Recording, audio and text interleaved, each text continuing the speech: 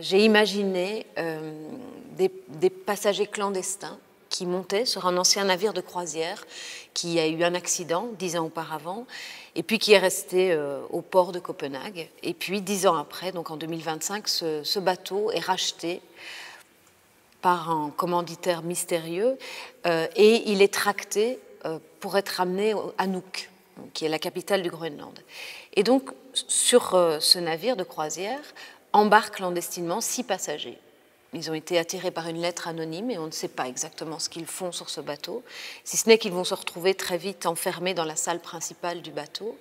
et ils vont commencer la traversée jusqu'à un moment donné où en fait ils vont se rendre compte que le remorqueur qui les tractait les a abandonnés et qu'ils sont perdus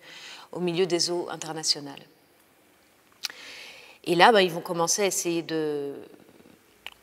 comprendre en fait qui les a amenés sur le bateau et pourquoi on les a abandonnés. Et pour comprendre ça, en fait, ils vont être amenés à repartir dans le passé, puisqu'on va se rendre compte qu'en fait, ces personnages sont tous liés. Et donc, replongeant dans leur passé, ils vont reconstruire en fait toute l'intrigue avec le spectateur, qui va devoir la reconstruire aussi, pour finalement comprendre ce qui les a attirés sur ce bateau et la raison pour laquelle ils y sont.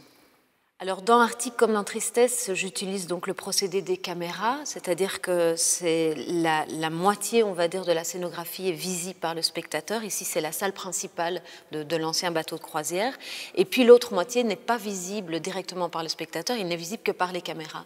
Et donc, en fait, ce sont tout un jeu de couloirs, de cabines, le pont extérieur, la cale du bateau, etc.,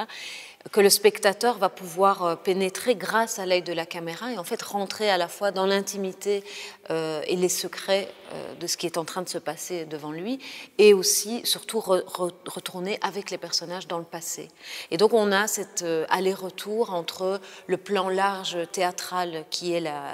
ce qui est vu par le spectateur et le cinéma qui est projeté comme ça sur un écran, un peu comme à la manière de Tristesse, avec des allers-retours et un jeu de composition entre ce qui se passe à la caméra et ce qui se passe au plateau.